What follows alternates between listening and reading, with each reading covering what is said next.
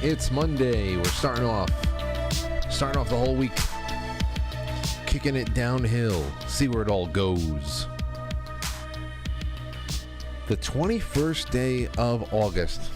Is the monitor on in here? August 21st, 2023. I greet you. I'm greeting you here at the front. It's valet parking tonight because it's the grand opening of this week. So wherever you're watching tonight, whether it be on the home page, the internet headquarters for all things Quite Frankly, which is quitefrankly.tv, powered by Foxhole, or on YouTube or Rumble or Twitch or DLive or Theta or Rockfin and beyond. Thank you for being here tonight, or whether it's tomorrow or 3 weeks from now, 5 years from now, whenever you're listening, because everything is on demand, everything is at your leisure. I'm just really happy that you're with me. And here's what we have going on for this Monday evening. I've got Brooks Agnew coming on the show tonight. Brooks is an incredible science mind. I'm going to go through all of his bio because it's been a while since he's been on, and I'll just read out this impressive bio of his.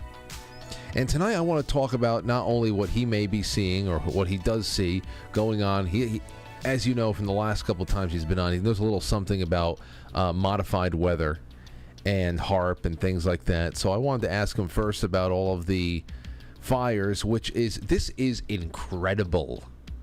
They give us the global warming has now become global boiling. There was the Canada fires over here in the Northeast that turned the sky orange for a month. The programming on the media is absolutely incredible. Pedal to the metal is nothing. You can't even describe it because we've never seen it like this before. They are focusing on every fire that is sprouting up around the world, and you should see the reporting on what we should be expecting, not just from the places where you would expect it to happen, California during a dry season or anything. They're giving us it's like Event 201 for fires now all over the world, and of course it's all about human climate change. Even though the Western world, which is what this is all about, destroying the last vestiges of democratic societies in the world, the Western world has so little to do with the overall pollution that the world lives with. But still, here we are, allowing the biggest polluters to do their thing while we press the dagger into our own throats. Well, it's being pressed into our throats. Those who are telling us to live with less live just as lavishly as they ever have, and it's all nonsense. But the nonsense is getting, I mean, the feedback loop is so intense now with the climate stuff, and I just want to see what Brooks has to say about that. And then I'm going to throw a couple other things at him. Maybe we can get into some moon landing stuff tonight and some other things that people have wanted me to ask him for a while. There's plenty to be said. Thank you to my sponsor tonight and every night. We only got one business sponsor right now. It's been getting very cozy with me and Blue Monster Prep.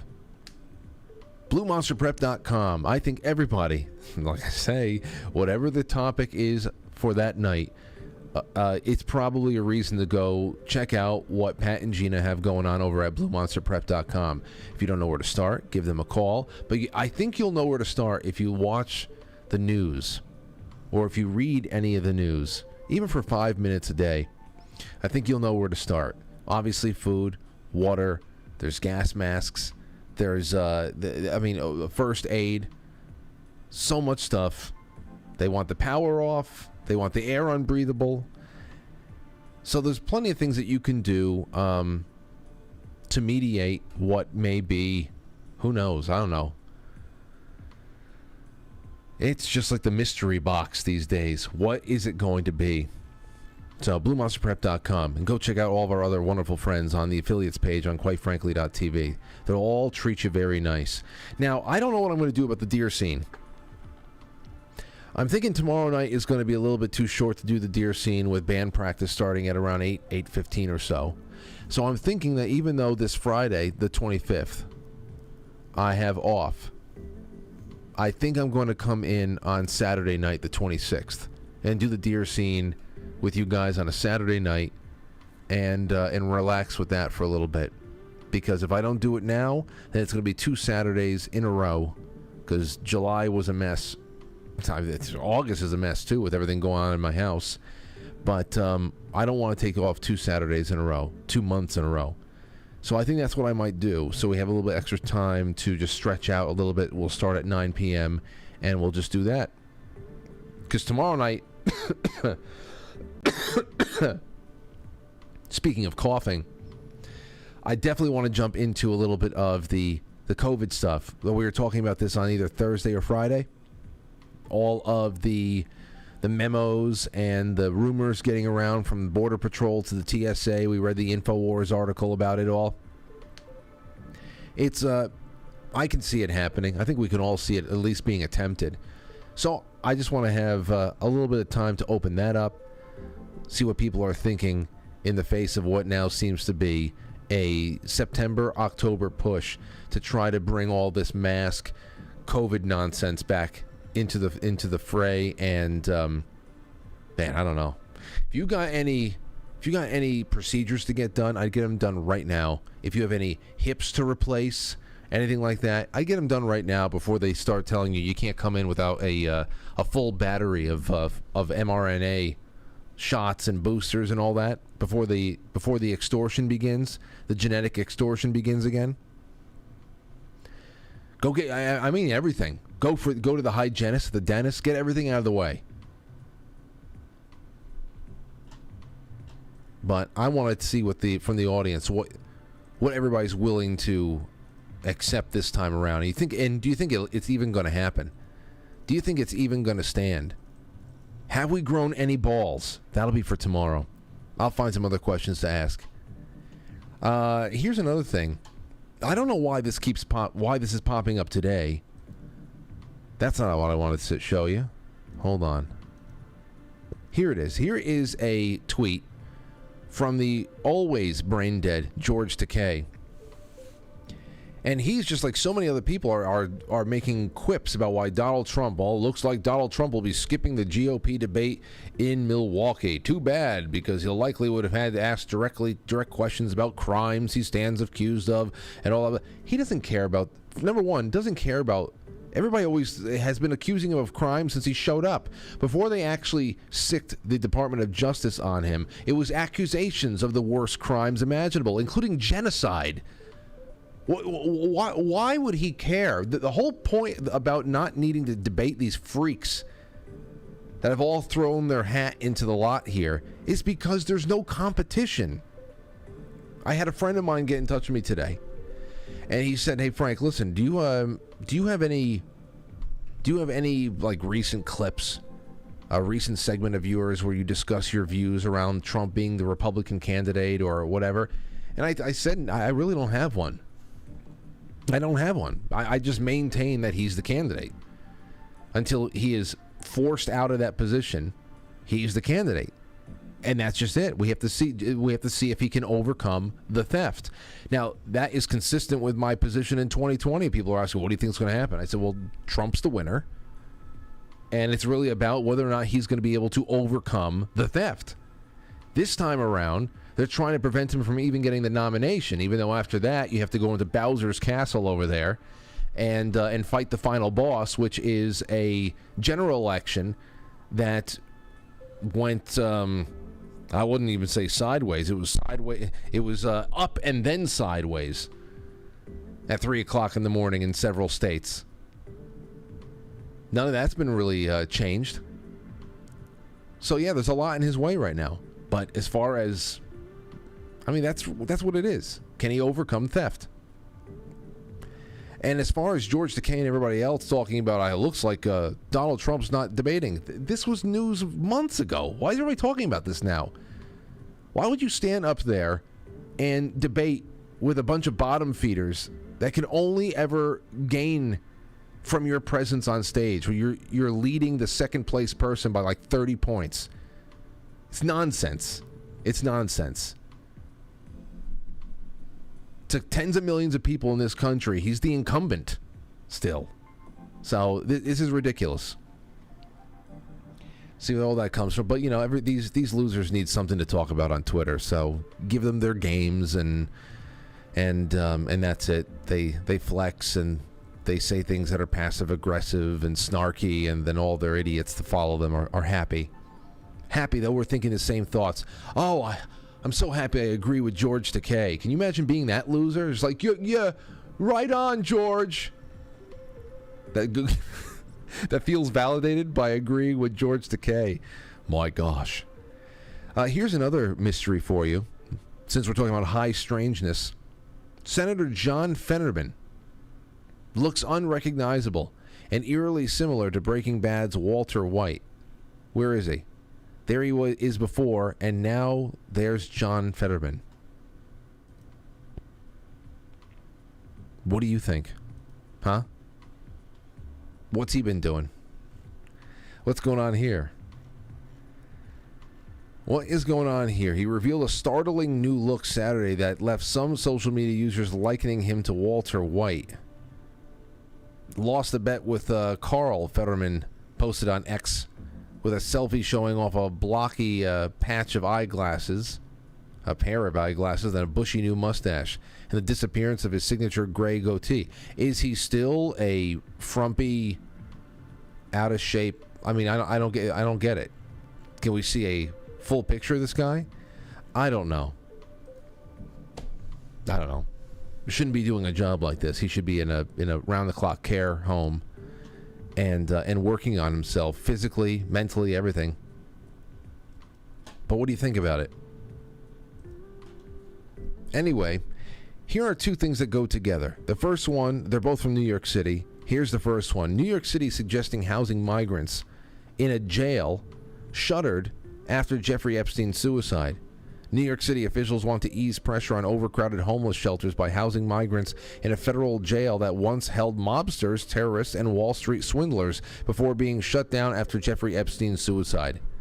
The proposal, suggested in an August 9th letter to Governor Kathy Hochul's administration, came as New York struggled to handle the estimated 100,000 migrants who have arrived in the city since last year after crossing the southern U.S. border. The proposal, suggested in an August 9th letter, the city is legally obligated to find shelter for anyone needing it. With homeless shelters full, New York City Mayor Eric Adams, a Democrat, has taken over hotels, put cots in recreational centers and school gyms, and created temporary housing in huge tents. The footage that is coming out, that is being, the things that are being shown by friends like our buddy Leroy Press in the city, they keep getting worse.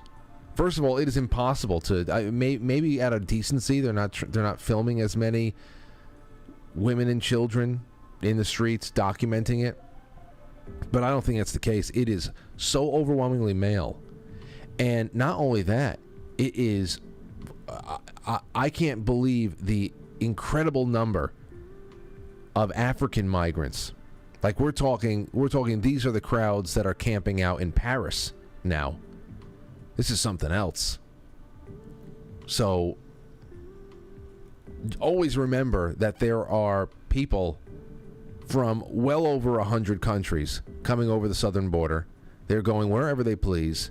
They have quite a few ideas in mind of what they want to do and how they want to take advantage of a system that exists to serve them. Exists to serve them, that we have to subsidize. And then take a look at this. This is from the Washington Times. It's real. I don't think this is parody. Headline: States look to hire illegal immigrants to fatten struggling police departments. So some states will have illegal aliens living in jails, and the guards will be illegal aliens as well. Think about that. Struggling to fill the ranks of their police officers, some blue state politicians are turning to an unusual option: people who shouldn't be in the country and should actually be in jail for it. That's the ironic thing about what's going on in New York City. They're putting people who broke the law into jail, but not to detain them and get them out. They're putting them into jail until they can find out what other five-star hotel can be turned into a refugee camp.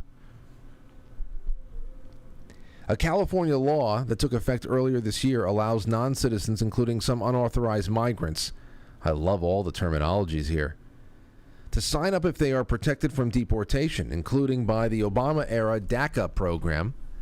Colorado and Illinois have followed suit with laws allowing some non-citizens to join the police force. It's all deeply uncharted territory. Oh, I know. Well, but you have to go into uncharted territory if you want to remake the country, to fundamentally transform it, as the Obamas said. You're going to fundamentally transform something. That means that you're taking it down to the studs, and you're replacing even the skeletal structure of it all. That's the fundamentals of any one thing. So imagine that. That you don't even have to imagine it. Here's a little cool news. You know, last week we had Diana Pasulka on.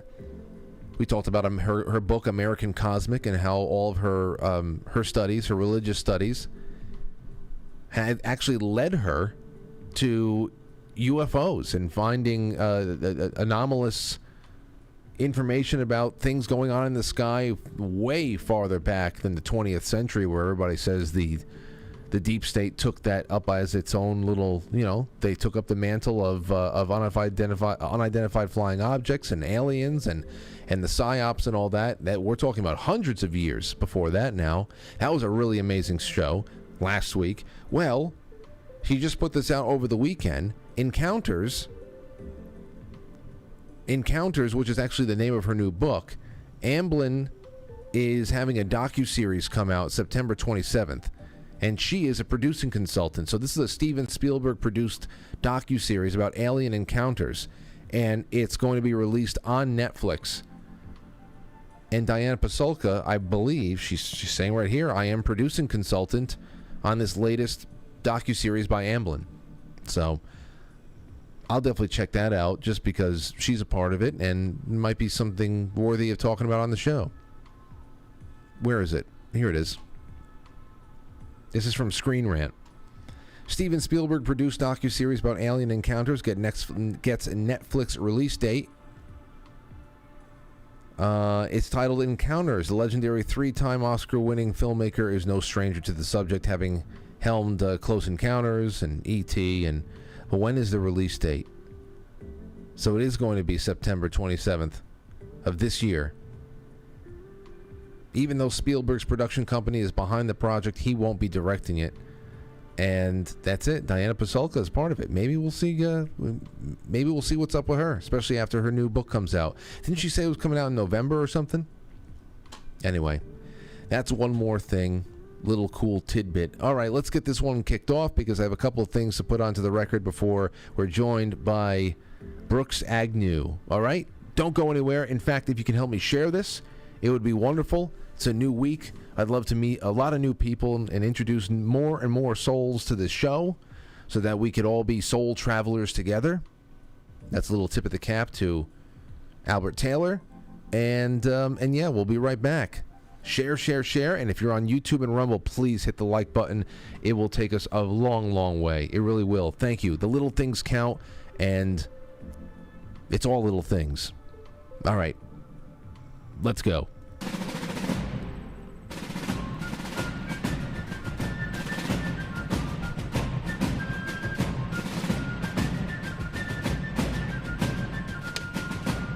You let one ant stand up to us, then they all might stand up.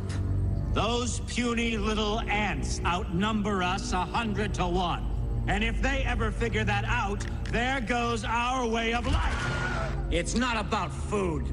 It's about keeping those ants in line. That's why we're going back. Does anybody else want to stay? Let's ride!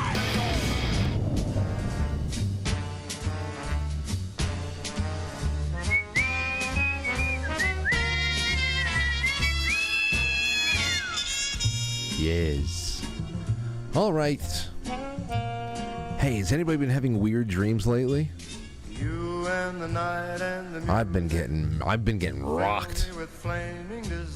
I've been getting rocked with the dreams lately. Then again, Saturday night was the first night in the the new apartment.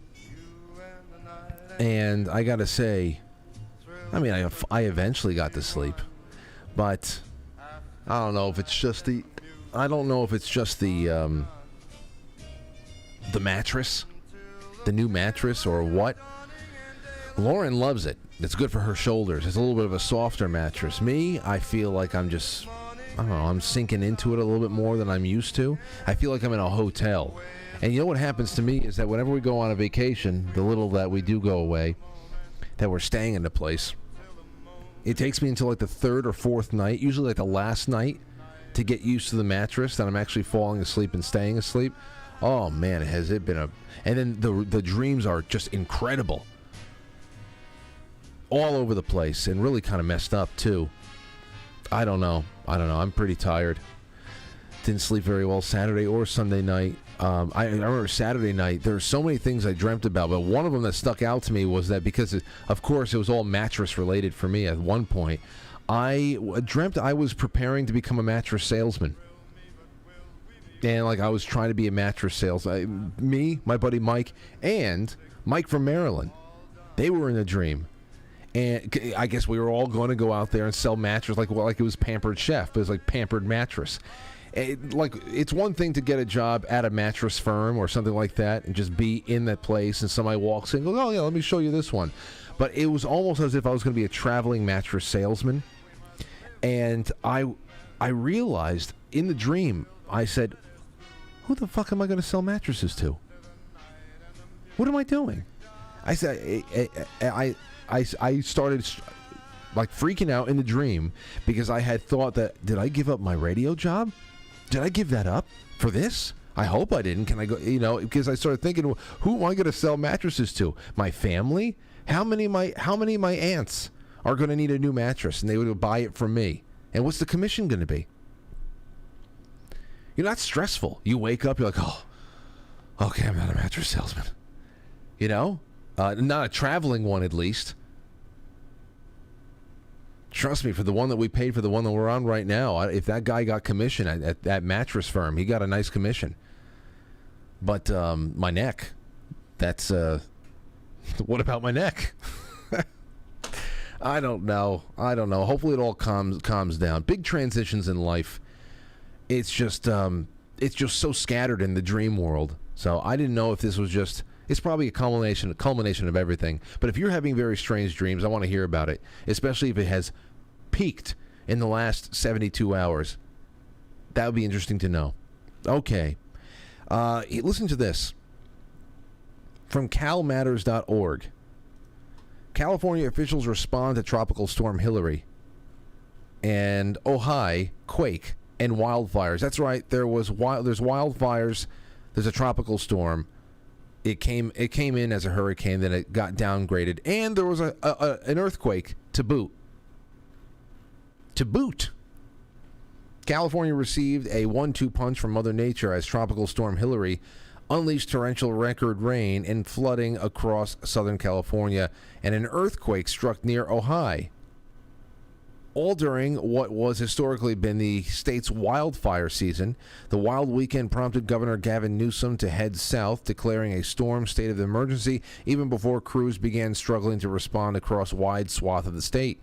On Sunday afternoon, the tropical storm made landfall in the northern Baja California peninsula with wind speeds over 60 miles an hour as it barreled northward across Southern California's coastal cities and pushed inland, swamping parts of the desert in knee-deep floodwaters. Though Hillary had been downgraded from a hurricane, officials earlier today continued urging residents not to underestimate the damage it could bring, including flash floods, mudslides, thunderstorms, strong winds, and power outages.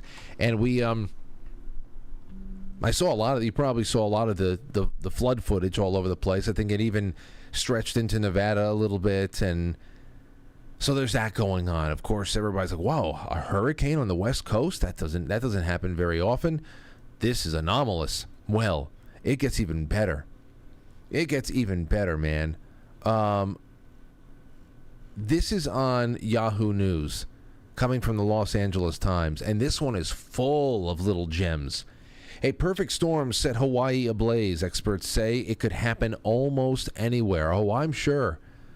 I'm sure. Maybe anywhere Agenda 2030 neo-libs take control of government and stop clearing brush and everything else. I'm sure of it. No doubt about it. Listen, as I said with certain school shootings and other things there too, you don't need a formal conspiracy. You can commit to things that just waste a culture away, whether it be it's a combination of absentee parenting. There's SSRIs. There's so many kids on drugs out there today. The situation that we are in culturally is like set up to produce people who want to go on rampages. All you literally have to do is just wait, and then depending on what you want to exploit as a media and what kind of values you have and what you want to bring to a general audience and hope to influence them, with which to influence them, then you just have to wait and do your worst. The same thing happens for all of the climate stuff there too. Now we know there are plenty of added factors that accelerate these things. We know that they are geoengineering and spraying constantly. We know that there's plenty of things that they're doing that we don't know about. But there's also very ridiculous things that they don't do, which is just basic farming and upkeep, and it makes dry weather that are usually prone to these kinds of events even more dangerous. And then at that point, when you have your Praetorian Guard media locked arm in arm, you know what they're going to promote whenever a fire breaks out or all over the place, even though 90% of the time it's arson. Much of the 10% after that, it's almost like with the gun control, the gun death numbers. 90% is arson or some other kind of human influence. Cigarette, the old Smokey the Bear, campfires, whatever the hell it is. And then everything else is natural for the most part. That's a broad majority of it, but the broad majority of the media is only saying one thing. And for as many people scoff at anybody who believes that there could be some kind of sabotage at play here, isn't it incredible how the only thing there is for them is climate change? Even though if we were to stop producing all carbon, what sliver? If we were just to turn off all American industry, all American gas-powered cars all at once, what sliver of the Earth's pollution would be taken away? What sliver of it? But this is what we live with constantly. And what they're saying in this one is just really incredible. He said last year the United Nations report warned that a number of extreme wildfires is expected to increase 50% globally. Really? The UN said that? Oh no, by the end of the century, and that governments are largely unprepared. Even the Arctic. Well, we're unprepared for everything, aren't we? For disease X, for everything. Even the Arctic, previously all but exempt from the threat, faces growing wildfire risk because of the climate change and other factors, the report said. We keep thinking it's a fluke. It's not. Now here you go. Climate change doesn't really explain the catastrophic nature of the fire. And for that, I think we have to look deeper at the variety of social, economic, and political factors that have exacerbated vulnerabilities. Well, yeah, there's quite a bit political factors in there too, and climate change is just the cause du jour. But coming on down here, indeed, while the horror that befell Hawaii was the product of a perfect storm of conditions that converged into a deadly fire, many experts say it will keep happening. Listen to these quotes. We are seeing an increased frequency of these disasters, and unless something changes dramatically, and there's no evidence that is going to in the near future, we are going to see more of these, said Daniel Swain, a climate scientist at UCLA. Many future blazes will occur in typically fire-prone places, such as California, Colorado, and other parts of the semi-arid West, Swain said, but there will also be fires in places where people are less prepared. The new places are going to be all over the place.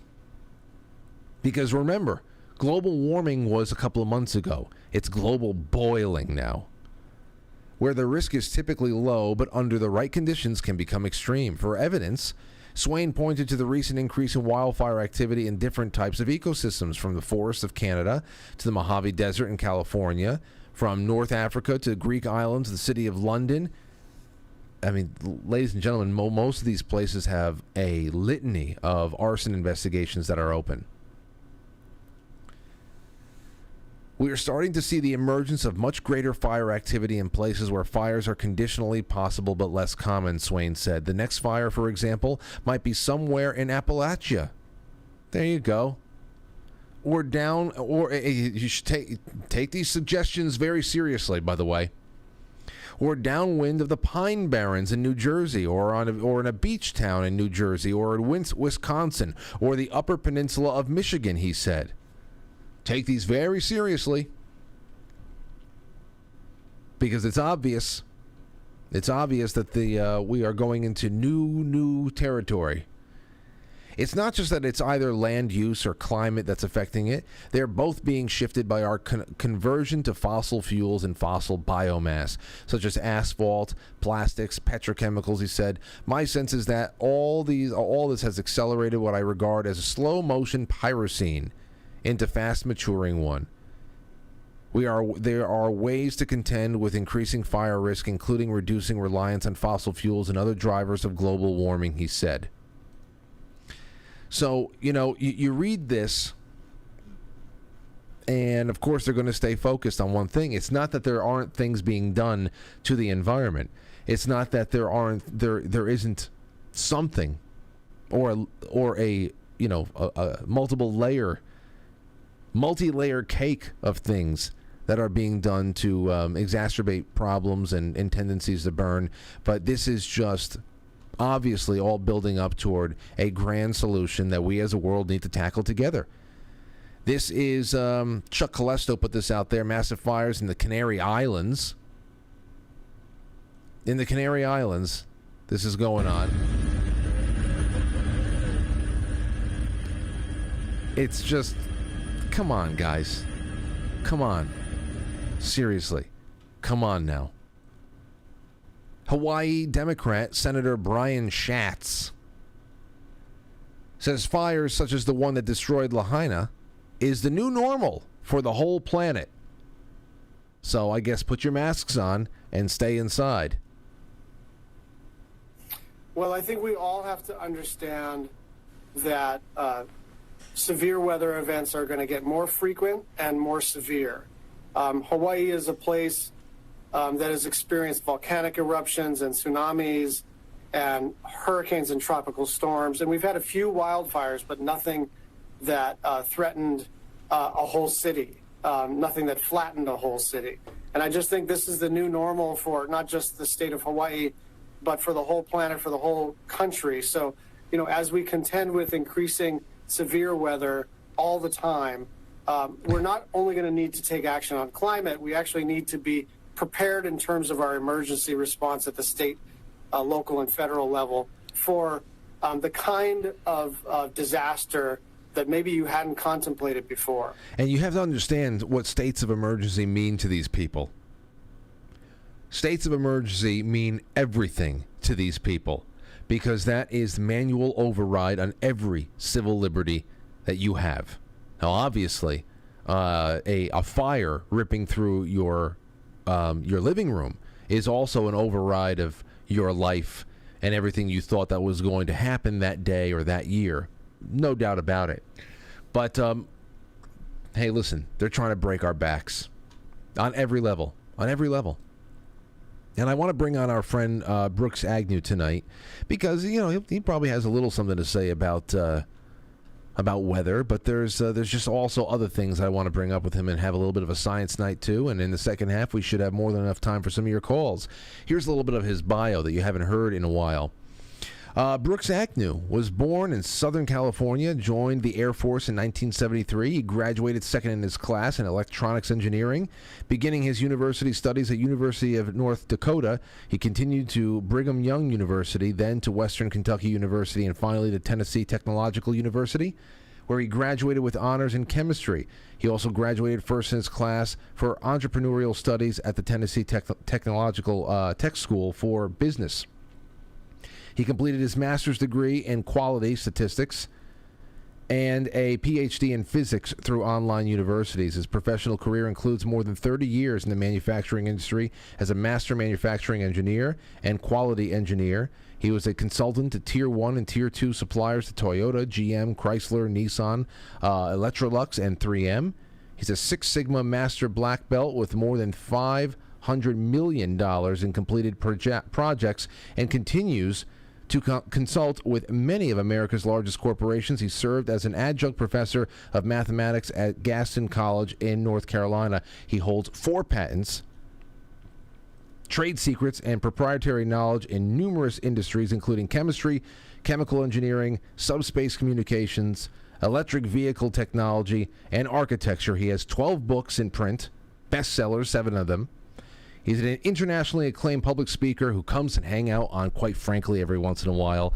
Brooks, are you there? I heard that. Hello, Brooks. Can you hear me? Yeah.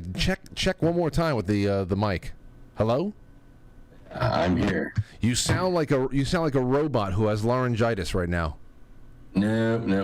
Something's wrong. Oh, that's a little bit better. What happened there? Hang on a second. Let me make sure it's using the right No, I think sound source. It's not coming from the microphone. You're right. It's coming from elsewhere.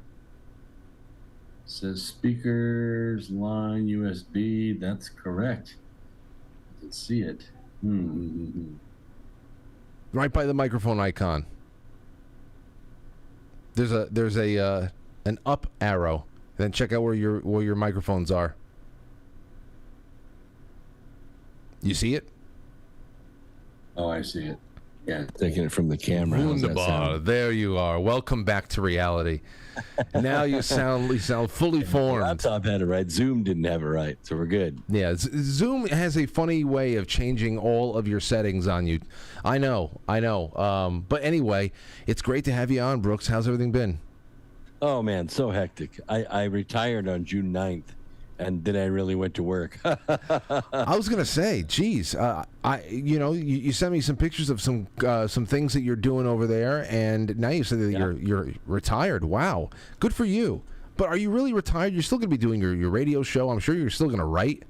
Oh, yeah. I'm on my 13th book, and I just retired from engineering consulting. Gotcha. Just got tired of the road, man. Just got tired of the road. 27 years is long enough. Well, good for you. That must feel very. Now you can really get down to raising money for your Inner Earth expedition. Yeah. As soon as they let us buy Russian dressing, we'll be in good shape. Well, not only that, it looks like if all these rumors really, we're going to see because we're only weeks away. But many people are saying that September is going to be a little bit of a taste of more lockdowns coming our way. But what are your thoughts on things like that? I'm sure you read all the same news that I do.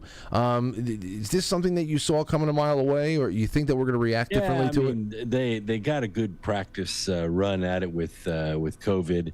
They liked it. It was good for them. They transferred $4 trillion worth of wealth from the middle class into their hands. 500 new billionaires were created. And the middle class of both Europe and the United States took a major step back. But they didn't quite make it. It didn't quite last long enough. So I heard today those dreaded words that you and I have been probably hoping we never heard, which is climate emergency.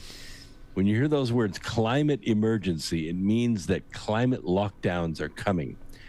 It means that, well, we could talk a little bit more about it, but no, that's where I was going to go right now, because you know a thing or two about man-made weather, and even if these things are, even if every fire on Earth right now, which there's so much arson investigation that's going parallel to all of them, the only thing that is unified is the media coverage.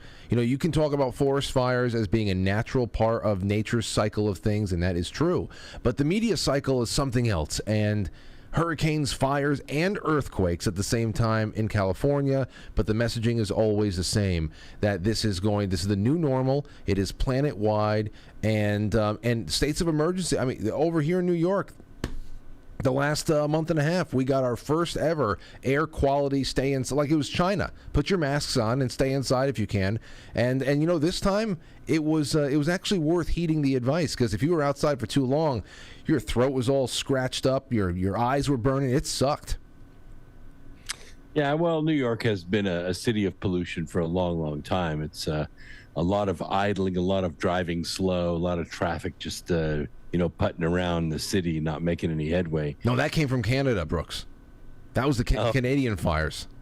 The fires from Canada, that's right. what they say, at least. And it was kind of interesting watching those fires all start at the same time over like a 300-mile range, just all the fires. And you could see the fires from space. It wasn't like they started as a grass fire. They started as explosions. So, yeah, there's something going on.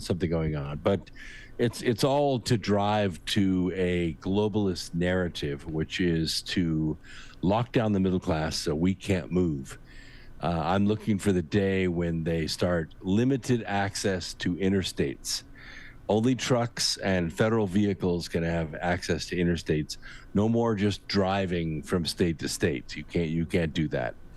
So it's coming, and it's all based on fake science.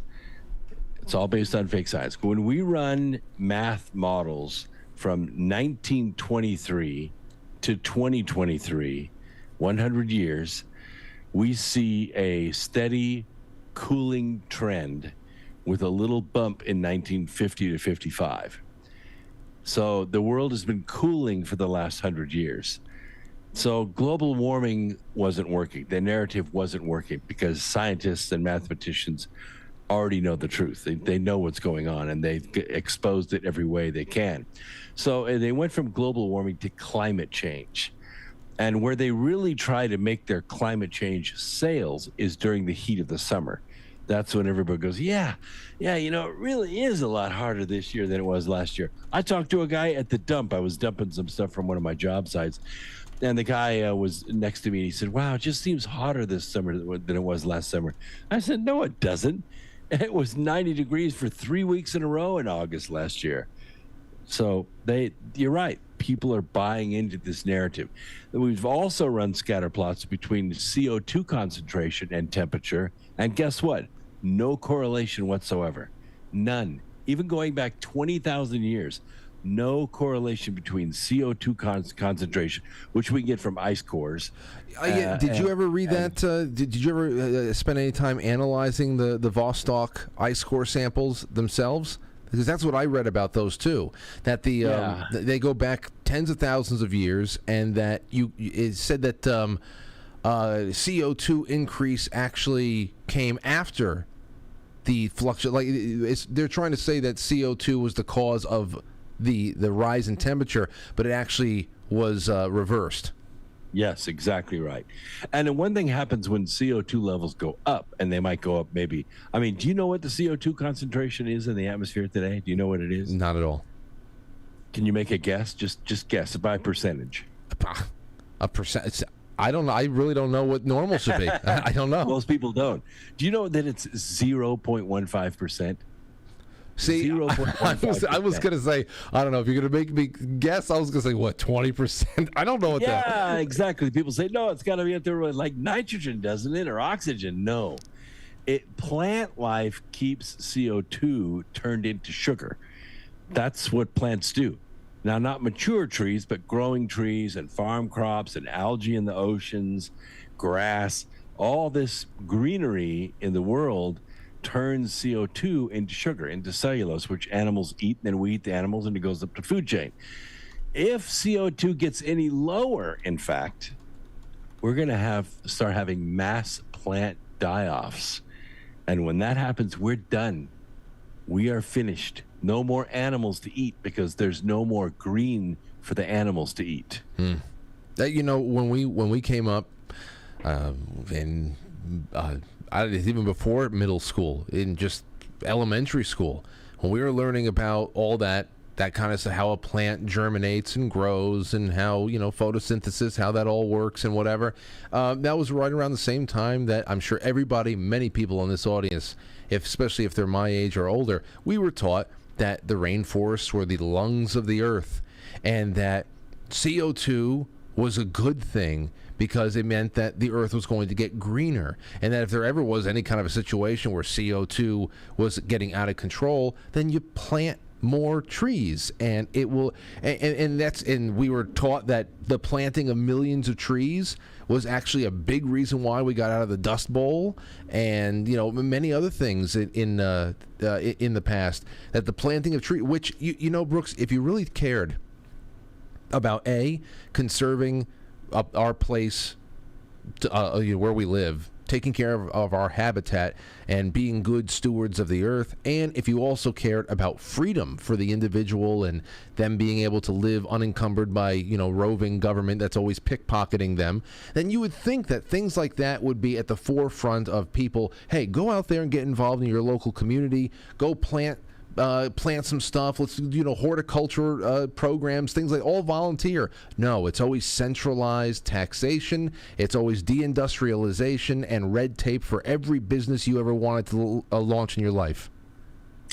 I have a good friend, David Sereda, and he took up that mission, and he personally planted 1 million trees.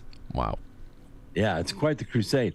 And if you look at what China has done in the last, I'm going to say 20 years, you can see it from space. They have actually converted a lot of their desert areas into rather green areas by planting trees, and those trees have grown, and you can see it from space. It was a massive program. But now they're under orders by President Xi to cut all those trees down and plant more crops, because the Chinese people are importing way too much food.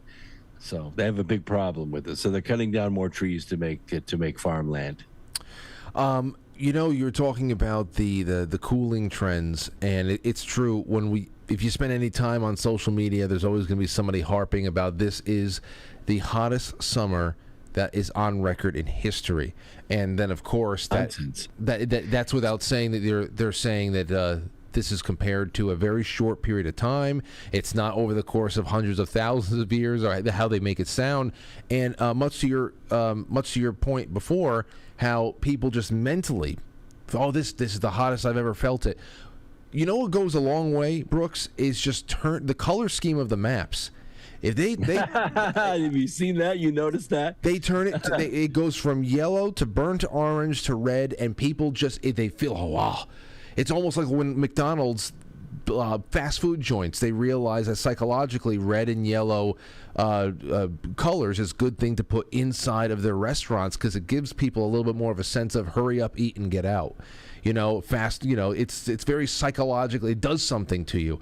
You look at the weather channels, and like last year they did the temperature spreads all across Europe, and it'll be like 25 degrees C, 28 degrees C, 31 degrees C, stuff like that. And everything's green, right?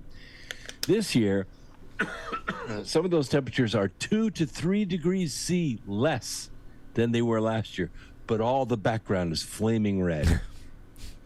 And that sends a psychology that, oh my God, the whole world's burning down. Yeah. But if you just compare it to last year, the temperatures were actually lower.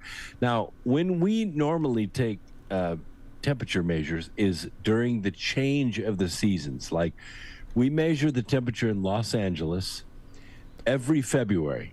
Every February, we take the average temperature and the peak temperature in February. Do you know the last 3 years in a row, it never got above 70 degrees in February in LA? And that is the first time ever since temperatures have been recorded. It's the first 3-year trend where the temperatures have not reached 70 degrees in February in LA. Now that's real. Yeah, it's they would say, well, under climate change, the cold gets colder and the hot gets hotter. Yeah, but that is caused by solar cycle 24. Solar cycle 24 was very quiet. We didn't have a lot of solar flares. We didn't have a lot of major CMEs. And what solar flares and coronal mass ejections do is they spit tons, megatons of particles toward Earth. If they aim at Earth, sometimes they go out in space and we don't get anything from it. When those particles reach Earth, they pack onto our atmosphere. They cause cosmic rays, high altitude clouds. They cool the surface of the Earth, and they build up the thickness of the atmosphere. But solar cycle 24 was very quiet, so that didn't happen. So what happened for 22 years, the solar wind worked on our atmosphere and blew it out into space. And our atmosphere got thinner and thinner and thinner. It got so thin that satellites we thought were going to start rubbing against the atmosphere and slow down and burn up in the atmosphere 10 years ago are still up there running because the atmosphere is thinner. And what that does is it makes the summers hotter because the solar infrared radiation can go straight through the atmosphere and strike the planet. It also makes the winters colder because the atmosphere isn't there as an insulative blanket, and so Earth does what we call albedo. The energy that is stored on the surface of the Earth reflects back out into space, and there's nothing to stop it. So the winters are colder and the summers are hotter, and that has nothing to do with anybody living on this planet. It has everything to do with the sun. That brings up another memory of mine. I was in kindergarten in 1990, and this was when we started, at 5 years old, we started learning about the ozone layer. And it was a very, very big deal in 1990. There's a hole in the ozone layer. Is it getting bigger? Is it closing up? Recently, somebody said, Frank, you know that the hole in the ozone layer is good. It acts as a vent. And that can you tell me a little bit about the ozone layer, this hole, whether or not it is there, it should be there, has it closed up? What is it? I don't know what the hell even to think about it anymore. Ozone is oxygen. It is, instead of O2, which is normally what we breathe, it's O3. So it's 3 oxygen molecules or atoms put together to make a molecule called ozone. And it's very reactive because it has a bunch of extra electrons. So it likes to react with stuff. But see, way up in the upper atmosphere, particles are not neighbors. They're far away from one another. So they don't react. So what happens is when shortwave radiation comes from the sun, it reacts with ozone and sputters off another, what's called a photon. A photon, sometimes it's visible light and sometimes it's not. But what happened in the 90s is we began to take high altitude measurements with these high altitude balloons. So we'd send the balloons up, they would take a sample of air with a little pump on there, and then the balloon would pop and the thing would parachute back down, and we'd pick up the pump and measure it. And what we found were, up in the upper atmosphere, what are called CFCs, chlorofluorocarbons. And these mostly come from coolants that we make here on Earth for our refrigerators and air conditioners in our cars. So they panicked. They thought, oh my gosh, the CFCs are reacting with the ozone and eating it up, and it's creating a big hole in the ozone. So we have to outlaw, all of the coolants. So R12 went away. We went to R22. Now we're to R143.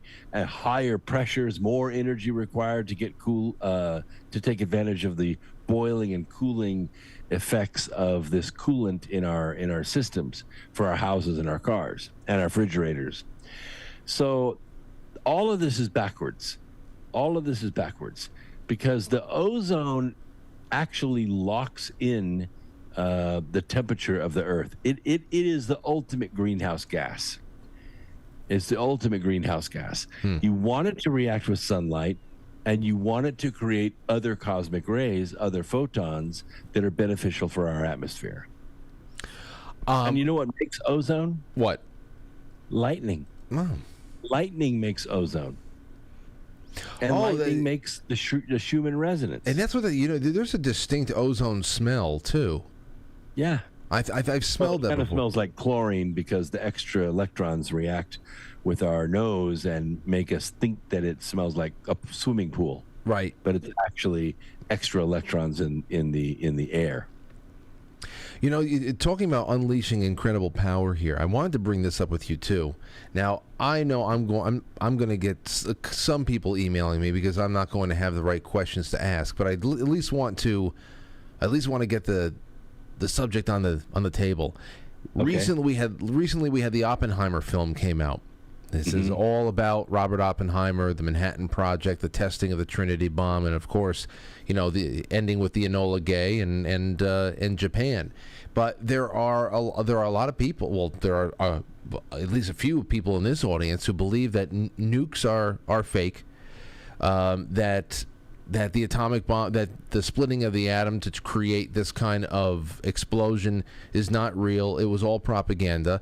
I always thought that the test videos of the houses getting blown away, they looked like doll houses. I always thought that it was fake. Those videos. I didn't understand, where the hell the cameras are even being placed. Why is everything else getting destroyed, but this camera is fine? But it goes beyond that. People saying that that radioactive waters and all that are not really harmful, and people can swim in it and all that. What have you ever come in contact with a lot of the nukes aren't fake people? Because I know that you did a lot of work with nuke. I really haven't. My original degree from Tennessee Technological University is in nuclear chemistry. So I held sand in my hands at Oak Ridge from the Trinity explosion.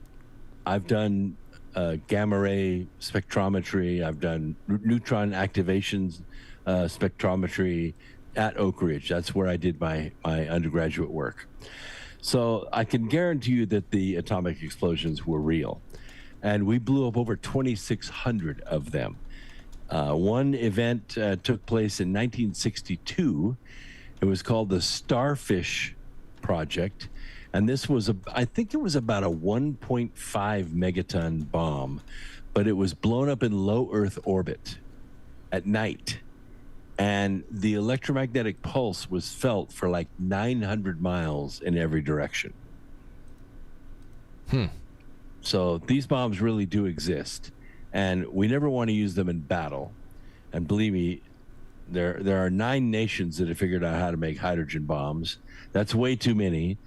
Pakistan, India, North Korea, France, Britain, Russia, China, the United States. It's too many countries that know how to do this. What they think is that with the possession of these weapons, they can balance the power. They can come to the table and they can negotiate, and people have to listen. Generally, that's true because these weapons are so devastating. When I was in the Air Force, I was stationed at Grand Forks, North Dakota, which is a tropical paradise, everyone knows. But we were actually briefed on that base getting attacked because we were double targeted because we handled all the ICBMs and B-52s. So we were double targeted by the Soviets. And so we went through drills all the time. We went through training and drills all the time. It is real. Whoever says it's not real is fooling themselves. When these radioactive components go critical, they go into a chain reaction that cannot be stopped. It can't be contained.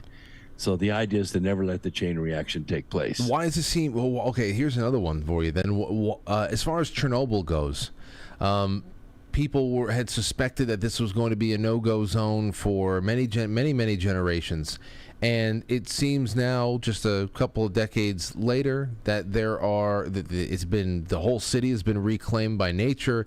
There is a pretty I don't know. It looks like a good population, local fauna, and they don't have 14 legs. They're not all. They're not three-eyed fish. Yeah, there's not a lot of deformity. It looks like just like nature reclaimed this thing. But it was supposed to be a wasteland to most people who are consuming the news. Well, Dr. Enzor was my proctor in nuclear chemistry. He led the program at Tennessee Tech. And he was on the NRC, the Nuclear Regulatory Commission, and was one of the officials that was called to Chernobyl to do the post report, to do the autopsy on what happened there. This is a very old reaction. It's what we call a carbon pile graphite reactor. And what happened was they were demonstrating an automatic shutdown procedure. The day shift had practiced it several times. This is where the power goes out. and the power plant has enough energy itself to run all the systems it takes to drop the rods and shut down the power plant safely. Now, as Soviet bureaucracy goes, the people that they were supposed to demonstrate this auto shutdown feature to did not show up on day shift. They showed up on night shift. So they said, well, we don't want to do it. We haven't practiced it. And they said, well, you have all the procedures here. We're here. Let's do it. So what happened was they hesitated, and the rods melted in the bearings, so they couldn't fall down in and stop the reaction. So what happened was not an explosion, but a meltdown. Now, when a meltdown happens, the pile makes a lot of hydrogen gas, and the hydrogen gas floats up because it's lighter than air and hot, and it goes up into the top of the containment. And if there's a spark, that hydrogen gas explodes.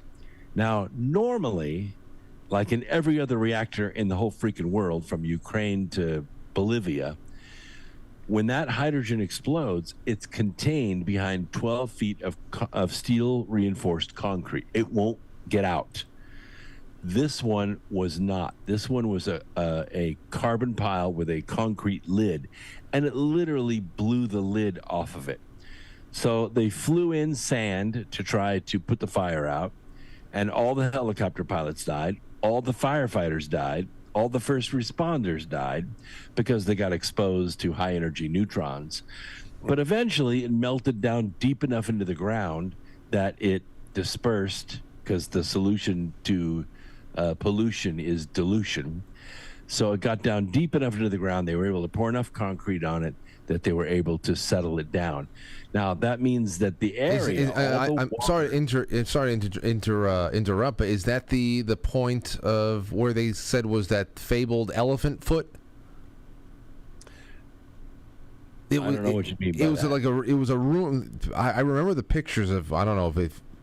It's like a room in there that wherever the meltdown was, that it was just this big blobby kind of a thing. It looked like an elephant foot, they said. I don't know if that was part of the actual melting down, whatever the components were there. I didn't know if that was the point that was actually that going into the ground or not. Yeah, that's what it was. And then, of course, they continue to pour sand and concrete and everything on it until they finally contained all the neutrons. But that didn't stop the neutrons from escaping during the meltdown. So they entered all the trees, all the water, all the rocks, everything in the area. Of course, that place has been rained on and rained on and rained on, and all that stuff's been diluted now. And even though it's higher than background, it's livable. Normally, a meltdown or even a nuclear explosion will go for about maybe 25 years. And then the half-life has been achieved. So depending on what precautions have been taken, how much rain has been washed over it, it will get livable again. But it's still going to be higher than background. I could still go there with my gamma spectrometer, and I guarantee you I can pick up radiation from that meltdown. It may not be deadly, but it will still be there. For everybody in the chat room that may still has their doubts or their convictions on this, and you're on the opposite side of whatever argument with Brooks. Obviously, I have not asked very pointed questions. I'm missing probably a bit, but I know that these conversations are out there. Brooks is still going to be on with us for a few minutes here. You can send in questions to quitefranklysuperchat.com, and I will gladly read them. Brooks is not going to get flustered by any of them. And I love questions. Bring them on. Okay, so now let's move on to a couple other things, and maybe hopefully somebody will give you a brain buster on the nuke question afterwards. But now I want to move on to a few other things. There was a tweet by a guy that I follow on Twitter. His name is Drew Tang. And he said this: no matter what you think about the shape of the Earth, space, or extraterrestrials, we should all agree on a few things. And now I'm going to read off a few of these things, and I want to just take these one by one. Number one is the biggie that I've been wanting to talk to you about for a while, and people in the audience keep asking too. The Apollo moon landings were fake. Now, I have seen these are just little things. Oh, I see. Okay. Little points. He believes that the Apollo moon landings were fake. I've seen every documentary there is. I have read people pro and against. I'm kind of living in the area where I think that there was that we got there, but we didn't get there when they said we did, and that we were given pre-rolled tape in 1969. But I don't know. This is just a gut feeling. There's just so much out there. What do you say about the Apollo moon landings? Well, I've been pretty close to it almost my whole life. In fact, I wanted to be an asteroid miner when I was in the 8th grade. I can tell you the Apollo landings really did happen. There really are. The hardware really is up there. The footprints really are up there. And there were fake studio versions of all of the operations, because we were in the height of the Cold War and we were in a race. And NASA wanted to put out propaganda films to make sure that our competitors were spending tons of money to try to be as good as we were. The bottom line is they flew by the seat of their pants to the moon and would never have landed at all, except they had the world's best pilots in those machines, and they were able to land them on the moon and take off. And I've watched all the documentaries too, and I can tell you that there's a lot of sleight of hand in the naysayers. For instance, they say, why was the photography being taken when the first man down the ladder didn't have a camera? Well, that's obvious. He was the second man down the ladder. The first one down the ladder was Neil Armstrong. The second one was Buzz Aldrin, and that was the one that was being filmed. So I've been through all this. I've had this debate on my program for 20 years, and I can tell you emphatically that all that equipment is up there. We put reflectors on the moon. We shoot lasers at them all the time to measure the distance from the Earth to the moon to the millimeter. We have seismograms or seismometers on the moon, and they tell us of vibration activity on the moon, and they return that information to us all the time. Even the Chinese that went around it and photographed it in high resolution took pictures of our equipment sitting in the Sea of Tranquility. And the Indians are supposed to land this week. In fact, I think it's today or tomorrow, the 22nd maybe. They're supposed to land in the South Pole region of the moon. The Russians just tried it, and of course they splatted, just like the Indians did a year ago or 2 years ago. I think the Israelis splatted as well, and they spilled a whole bunch of tardigrades all over the place. It is very difficult to land on the moon because the moon does not have uniform gravity. It's been hit by a lot of heavy bodies, and the gravity is very lumpy. You can't just send something there with a program on it and tell it to land on the moon. It's not that easy. It takes a pilot to land it on the moon safely. So okay, so then how about this? Here's one of the obviously there's always points of light. People talk about the photography and points of light, how things are coming in at different angles when there's only one light source, and that is the sun at that moment. But the other thing that I take note of things like the blast points, like where the actual module is coming down. There is no thrust. It doesn't look like there's any kind of thrust or impact underneath the thing. First of all, it's a popcorn machine. The technology that they said that we had to get there, the fact that we've seemingly had to rebuild our space program to even try to go back there now in the last couple of years just seems so ridiculous to people, including me. It seems so ridiculous. If the saying goes that the first generation iPhone had more computing power than all the first shuttle that endeavored to go up there, then why no doubt. Then what the hell are we doing? What's the figure out? Well, a lot of people don't know this, but we missed the moon. We sent probes. We missed the moon 6 times. I mean, the closest we got was like 20,000 miles. And Werner von Braun and the others, they could not figure it out. They said, look, it's right there. It's like right there. Why can't we hit it? And the probes would miss the moon. And what was throwing them off was the gyros in the machines, because the last one that actually did strike the moon, the gyro seized up. So the probe actually hit the moon, and that's where they figured out how they were getting off They were actually not going with the curvature of space, and the gyros were making it flat for them, and that's why they were missing the moon. So it took a while to figure that out, and took a while to get there and fly around it and go down and land and come back up. And remember, you're only dealing with 1/6 the gravity. And all of those Eagle landers that you saw, they all took off and landed on Earth with 6 times the gravity. They flew them here, took them off, and landed them again on this planet. So they could practice it and know what it felt like and know how to maneuver those things and be able to land them on the moon and take them back off again.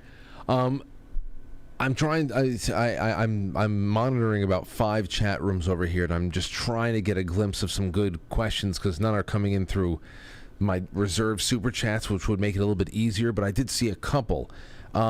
Here's one that I also said, that's a very good point.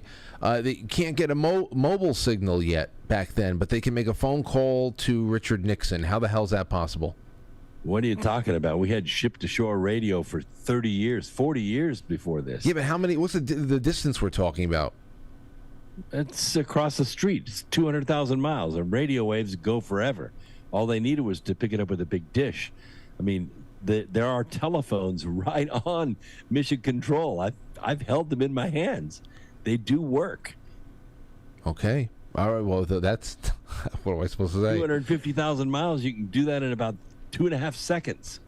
You know, you brought up Buzz Aldrin, and he has been one of those guys who, I don't know if he had a drinking problem or what, but there are compilations, and they're all in context. I don't know if he's just trolling people at this point, but there are compilations of him, Brooks, where I like the one where he says when the person says, "Well, he watched video of the landing on the moon," and he said, "No, you didn't. You didn't watch that." That was Conan O'Brien he was talking to. Yeah, he did that. Yeah, but he was absolutely right then, because it wasn't. It was something else they were filming. Yeah, believe me, I've been through all that stuff. What were they filming? Like they were filming someone was filming the actual Eagle lander or something like that. Somebody coming off it or taking off or something, and they wondered who had the camera. Well, that's not what was being filmed. I don't remember the exact details of it, but I have a good friend, Mike Barra, and he knows all those details. He was great friends with Richard Hoagland, and so he has access to all that stuff. You really should see his presentation. Get him on your program sometime. We just went over this like a couple nights ago. He and I did. We took all kinds of questions from people, and we shot them all down. You know what? What I should have done was I should have gotten a bolt, just a whole bunch of questions over here, because they're firing off all over the place. But I'm trying to catch a few in my net.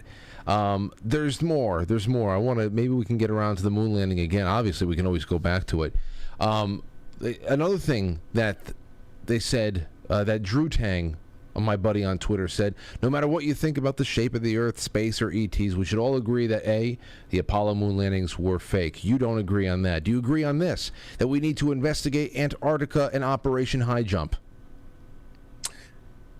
Well, I've read everything I get my hands on High Jump, the mission that was ostensibly run by Admiral Richard Byrd in 1947 to respond to a report that groups of Nazis had escaped prior to the end of World War II and had established a colony in Antarctica, and we did not want to be in a position to have to fight them again. So they put together Operation High Jump. They sent him some PBYs, which are seaplanes that they were able to retrofit and get them to take off aircraft carriers.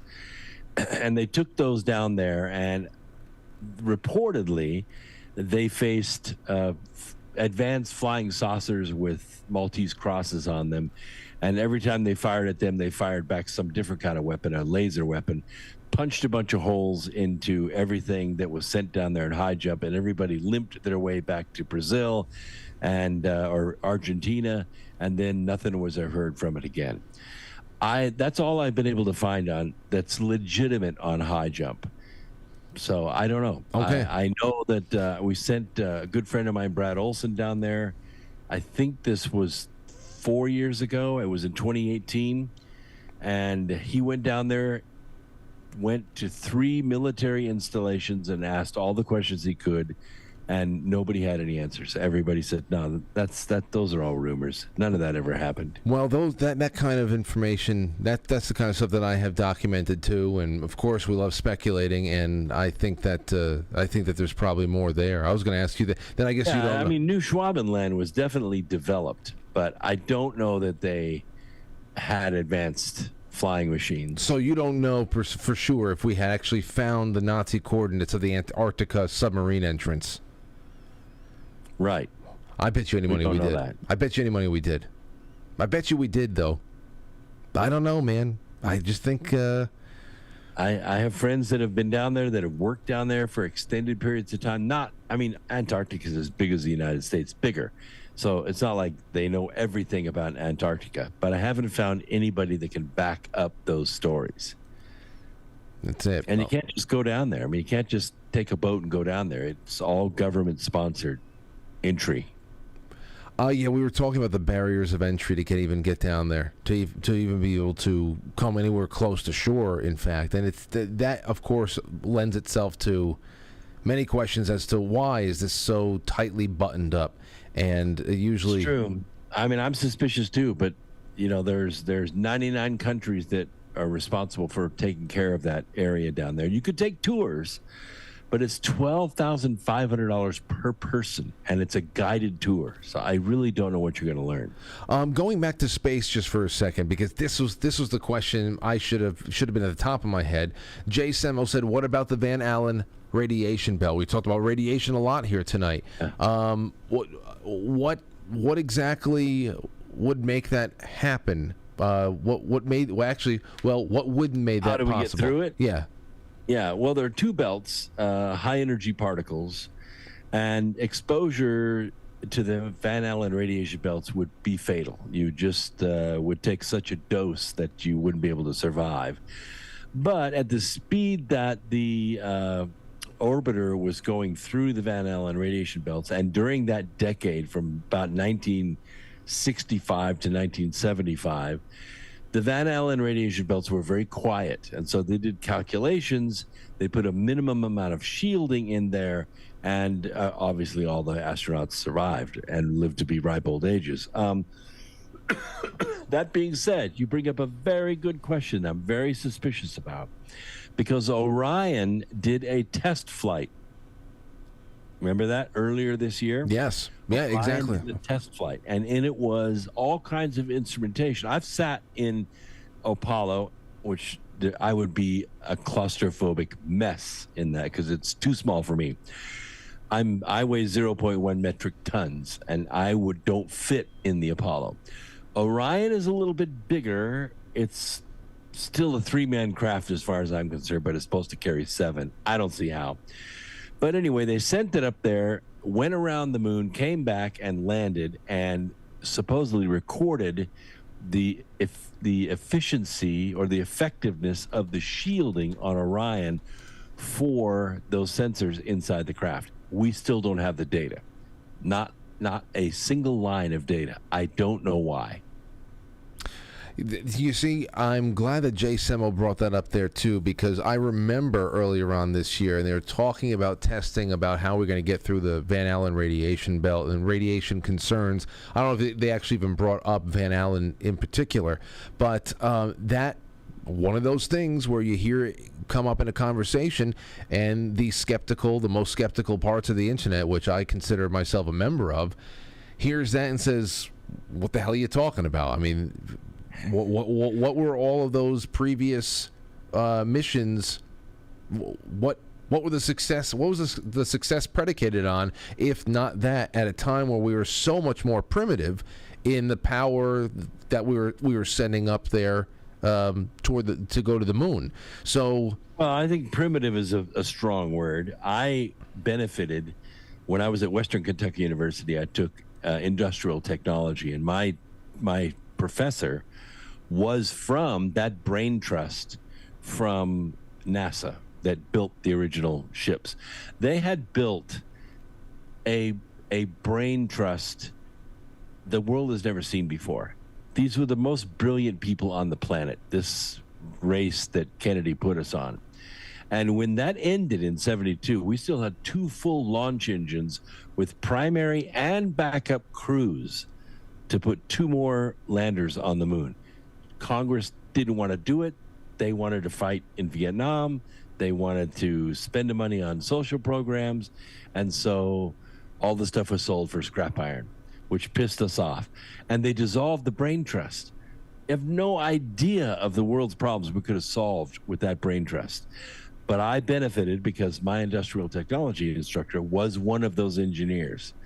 And these guys were brilliant. They solved problems nobody has ever thought about before. I'll keep my eyes open for more questions as they come in. If I can snag them and actually see them. Let me see. Just want to make sure I didn't miss anything here. Hold on one second. God, they got to do such a better job on Rumble and other places. They really do. Okay. So here's another last thing I want to do with you, because it goes back to the first conversation we've had about you sailing the ocean seas and Antarctica and the inner Earth. This whole idea that we need to explore the ocean floor and the caves of that inner Earth before spending another dime on Mars. Now, we have I'm with that idea there too, because I grew up, it's like one of those facts of life that we know more about space than we do about our oceans, and that like 80 to 90% of the oceans have never been explored. Now, I can understand why. I mean, I don't know. That's crazy to me. Is it true at this point, with all the technology we have, that the entirety of the ocean floor and what's at the bottom of it has not been at least digitally mapped? Yeah, it's kind of frustrating, especially I'm interested in the Arctic Ocean because it's very deep. It's 4,400 meters from the surface to the bottom, and it is probably the key to understanding if there is another ocean on the inside of the planet, and if there is a vent through the crust between the oceans. That would be an amazing discovery, because it goes all the way back before biblical times, the flood of Noah. I mean, it ties everything together, and to explore it requires special ships. It requires that nuclear powered icebreaker that the Russians have called the Arctica class, and it sails out of Murmansk, which is north of St. Petersburg. Actually, it's actually north of Helsinki. It's way up there. We sail out of there. We sail out past San Josef Islands and explore 10,000 square miles of ocean. And we have to invent some things to get these measurements. We invented something called the DART. The DART is about 72 inches long.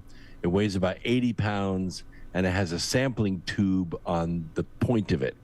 So it falls through the water at about 8 knots and strikes the bottom, sinks that tube into the soil or into the bottom of the sea, in the ocean floor, seals the end of it, and then a nitrogen bag inflates, and it takes about 8 hours for this thing to make its way back to the surface. So we have to make enough of them so that we can get enough samples over a large enough area in a short amount of time, and it's going to take months to examine all of that. That's why we're taking 125 scientists from around the world, different universities, to go with us to examine those samples. And that's only part of the samples we're going to take. We're going to take water chemistry, air chemistry, magnetometry, underwater photography. Jill Heinerth is a world-class under ice diver that's coming with us.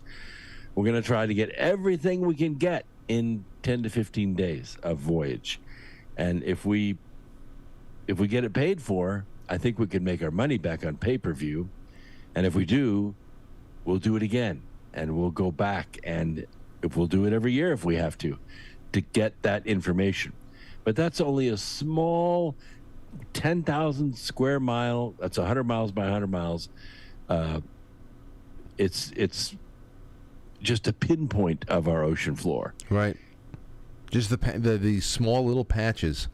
Well, again, we started this call up with your declaration that retirement had begun, and now, oh man, to go and spend any part of your retirement on expeditions like that's something really thrilling. Most people are looking for the most expensive, most aggressive expedition ever done in history. Nobody's ever done anything this expensive and this risky to make happen. It's about $5 million to pull this off, and then that's just to get the expedition done and get the samples back. There'll be more money for post-production if we're going to turn it into a documentary. I don't even know if it'll make it that far, but I think we can make back about $6 or $7 million on pay-per-view. I have never seen a project in my life that so many people are so passionate about. I think people would spend $10 to watch the live stream from the ship. I mean, it makes Deadliest Catch look like, McHale's Navy. Yeah, I would definitely watch. I like it, and I like knowing more. I like knowing the people who are putting it together. That would make it even more interesting. So, hell, I like I said before, most people they want to spend their time in retirement on a nice quiet beach, but of course, go get them. Go get them, Brooks. I prefer 10-story seas and cracking ice for 8.5 days to get there. Yeah, that's an adventure. No, that sounds good. All right. Well, listen, what's it? There's a couple more. I just want to make sure that we have all the questions I can get in here. Let's see here. Also, wait a second. We have one here. Can you ask Brooks why Don Pettit or Petit? What is this? At NASA, said that we can't go back to the moon because we lost that technology. We can't get past the Van Allen radiation belt either. I think we just talked about that. But do you want to nutshell that real quick for Cody 117? Well, it's true that we have lost the technology because the technology was recorded on 1-inch tape. And we don't even have machines to play that tape back now. It's all been converted to paper. So, yes, it's true that technology doesn't exist anymore. But getting to the Van Allen radiation belts is not going to be a problem. And getting to the moon and back is not going to be a problem. People are doing it all the time. Well, maybe not back, but they're getting there and they're orbiting the moon. Getting onto the surface of the moon is a little tricky to do remotely. It's not something you can drive from Nellis Air Force Base. There's a follow-up question from Cody, and he's wondering about how into and how interested you are in occult backgrounds to things like NASA and people who were really integral in the founding of NASA, like Jack Parsons and all of their very dark spiritual magic-based interests and rituals and all that. You ever look into that stuff, or is that outside of your interests? Yeah, I study it, but it's not core to science. But I do know that a lot of the Nazis that we brought over during a paperclip brought that stuff with them. They were immersed in it. That's where they got most of the ideas, is from the Vimanas, the Indians, and the ancient Egyptians, and a lot of these very ancient references to star travelers that came here to Earth and intermingled with men. And yeah, so all that plays a part. But we're talking about technology. If we could get fusion rocketry, if we could get to the south pole of the moon and get to Shackelford Crater that we discovered in 2006 with the L-Cross mission, and we could convert that into helium fusion, we could totally change rocketry forever and really start exploring our solar system. But first we have to get to the moon, and we've got to establish a base inside the moon. Inside the moon? Well, that's... Oh, yeah. You're not building a base on the surface of the moon. First time the sun has a real bad day, you're going to die. Yeah, you need to be at least 150 feet under the surface of the moon, and there are lots of underground caverns on the moon. In fact, that's why I lost my YouTube channel. Was my Hollow Moon series. YouTube decided it was too dangerous for them, and they deleted 21 years of my scientific content. Well, I'm sure that I'll be right behind you then. No doubt about it. Well, you know what, Brooks? I really appreciate the time here tonight. I want to do more. Well, I definitely want to follow up again with the with more moon stuff and things like that. I just wanted to bring a whole bunch of stuff to the table here tonight, and I'm Okay. sure that the pile of responses that I will get afterwards is going to be more than enough fuel for the next time. And what I would really love is to be able to take calls. My problem is I can't do that with Zoom. I wish that I can take a call on Skype and have you hear them and have them hear you, but the cross-platform calling is not. It's a mess. But I really want to take calls with you and other guests too. But I guess we're not there yet. I have taken calls on my cell phone and just hold the cell phone up to the mic. It sounds a little primitive, but it works. It works pretty well, actually. Just like those Apollo missions, yes. Yeah. Okay, well, listen, is there anything you got coming up next, and how can people listen to your radio show and leave us with whatever is necessary? I have three real quick things. One, I have a conference coming up in Vegas on the 14th. It's called the Biomed Expo. You can find it on my website at BrooksAgnew.blog under upcoming events. I'm working on my 13th book, which is a sequel to Charm of Favor. Charm of Favor is a #1 bestseller about a war between the deep state and Donald Trump. Everything in it is true. All the words, all the names are real because they're all guilty. And this next book is going to be epic. And the third thing is next year, and I want you to kind of put this in your queue, in September of 2024, we're going to do a cruise to the Med. First, we're going to CERN, and I'm giving a tour. I'm giving the tour at CERN. And then we're going from CERN to LIGO, the Laser Interferometer Gravitational Wave Observatory in Florence, Italy, Pisa, Italy, which is close by. And I'm giving that tour. And then we're going to Rome, and we're going to 6 cities in the Med. So we're going way back in the past to when all this technology actually started. Wow. And when's that? Obviously, you probably all booked and all that. Nobody can. It's not totally booked yet, but it is booking up fast. We've got about half the seats sold on it, so that would be a trip of a lifetime. 18 days, you will come back from it totally transformed. And when's that going to happen again? That is going to be in September of 2024. Well, hopefully, we're released from the next lockdown by then. That'll be great. Oh my gosh, I'm livid about this stuff. And the crazy thing is, Frank, people will do it. People will put the masks back on and they will lock themselves down again. I'm not kidding you. Well, they're lining up right now for their masks. For as many who are resolute in saying never again, there are many more that are ready to dive right back into that pool and just wait around. So we'll see what happens, because whether that is a factor that we're dealing with or not, September 2024, 2 months away from the election, I'm already. It'd be a great time to get out of this country. I'm already exhausted. Exhausted. Elections start on Labor Day, so you got to get out of town before Labor Day. Exactly. That's it. Well, Brooks, thank you so much. I have your link in the description of the episode, so hopefully people stop by and say hello to you soon. Wonderful. Thanks so much for having me. All right. Take care. There he goes. There he goes, Brooks Agnew. Always like when Brooks comes by every couple of months, talk this and that. Now, I knew that this was going to be one of those nights. Hey, listen, some people can handle it, some people can't. I saw a couple people like lose their shit for some reason in the chat room. Now, it's one thing to say, hey Brooks, why is this so? Why is that so? Why is there no thrust marks from the lander, the this and that? Van Allen radiation belt, technology lost, whatever.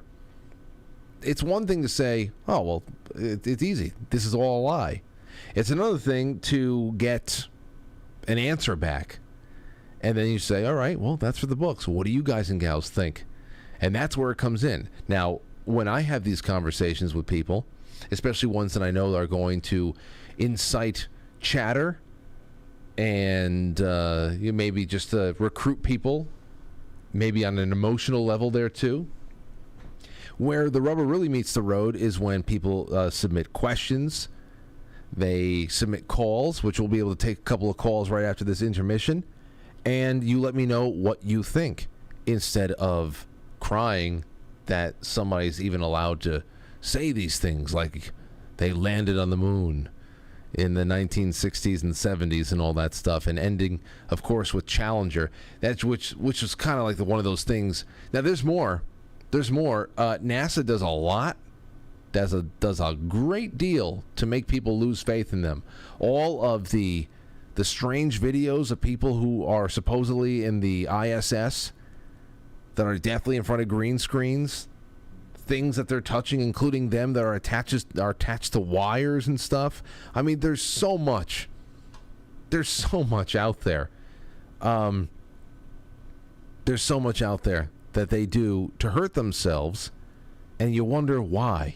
Aside from the same old government grift and the money that's being taken and whatever the hell attention that distracts, it takes people's attention away.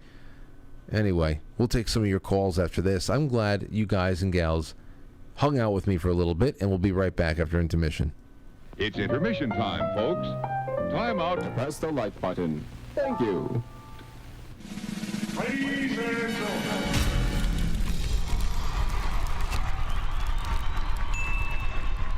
Welcome. Quite frankly. Quite frankly. Quite frankly. Quite frankly. Quite frankly.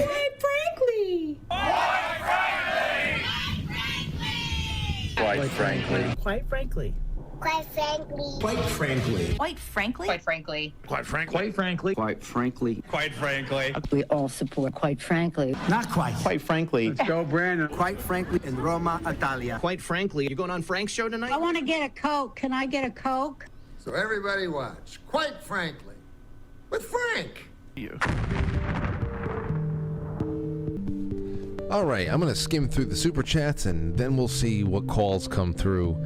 The general line is open, 914-200-0269, and we'll see what people are saying, what you think. I mean, there are so many topics.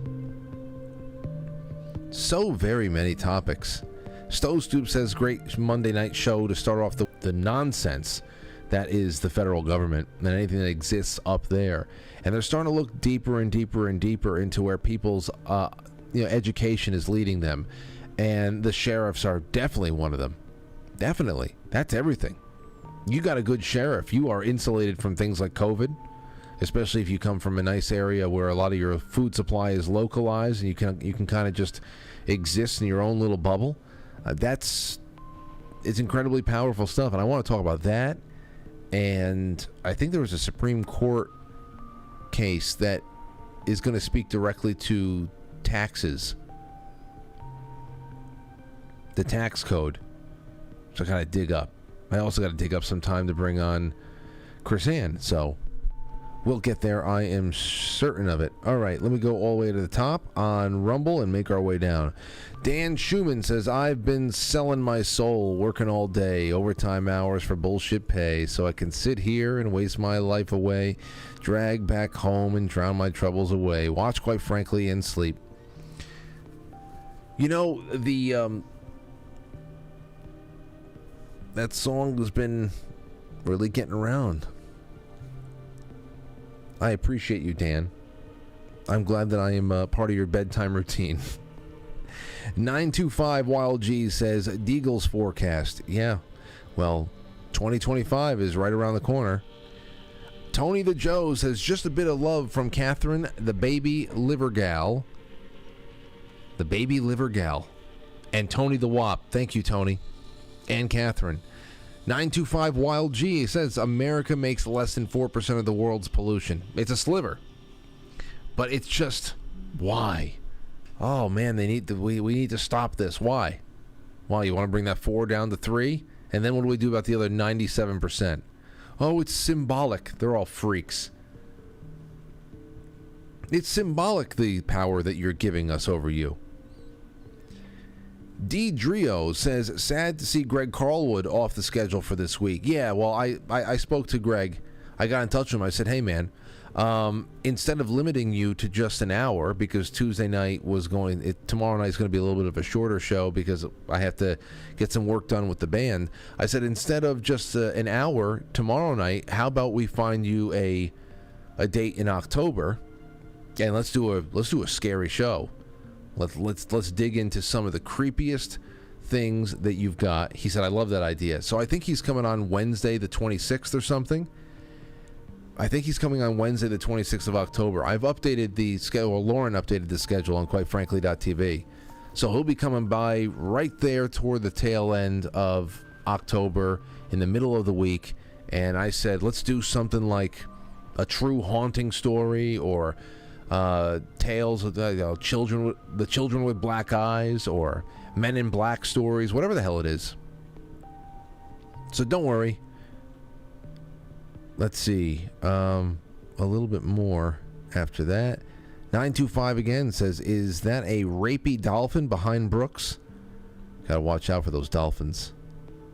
You need to watch out. Sea to Shining Sea says, please ask about the pyramid and statue of woman on Mars. Thank you, Frank. I did not see this. Sea to Shining Sea. But I'm going to put this aside. Let's see. A little bit more. And then we got the two from Cody that we asked while Brooks was still on the air. Here's from Jerry Coogan. Says, great guest. Always good to hear from somebody who appreciates that man did go to the moon and that it was a wonderful achievement.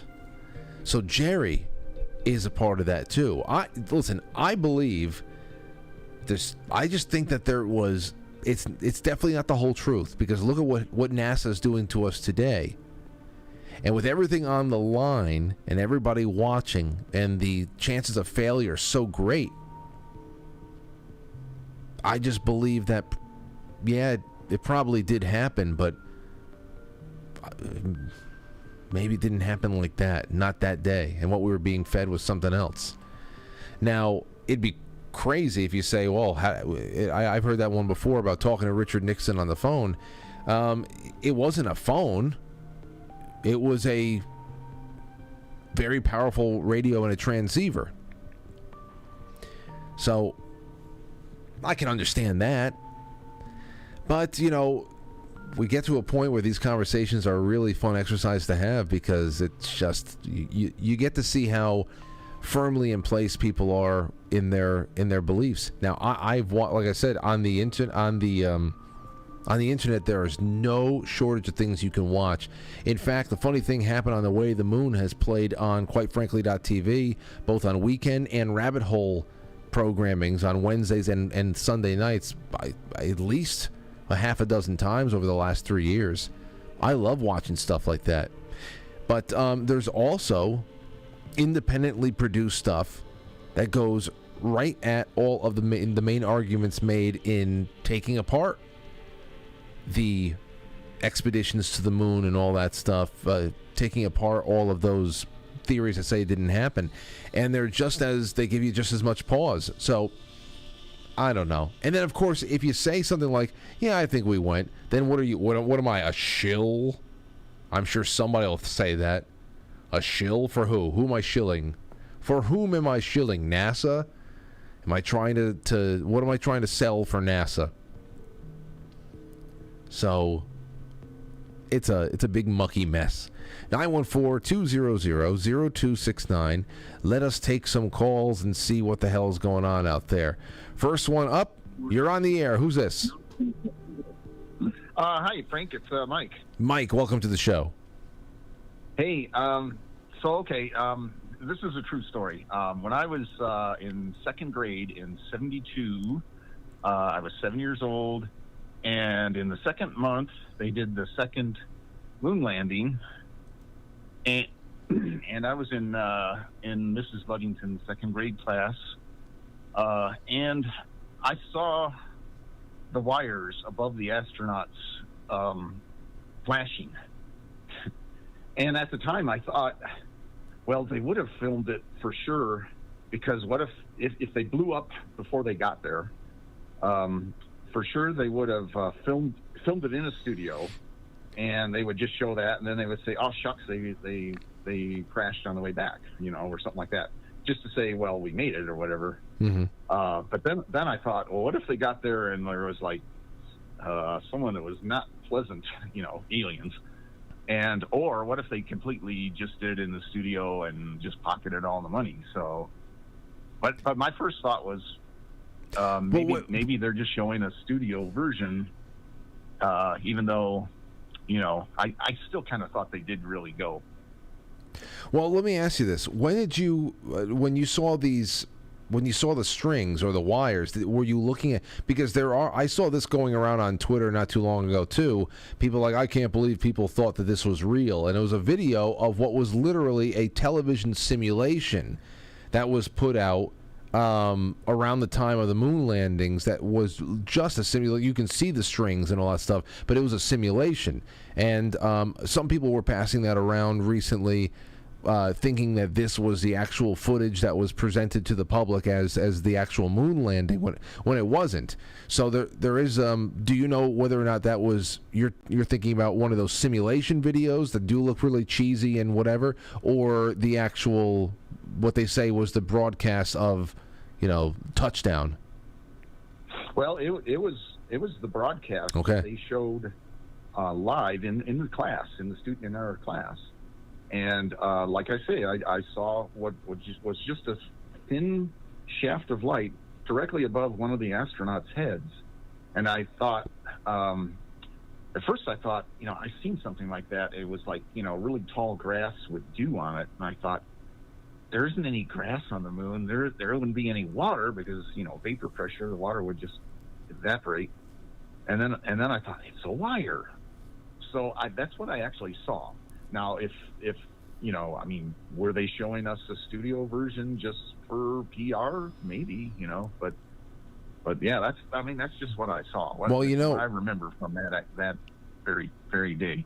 And I went back and I looked, I have the book, it's called, I think it's called Full Moon, and it's like all these square format Hasselblad pictures that they took, and so I looked it up in the exact date and time, and yeah, that was what I remember it being February '72.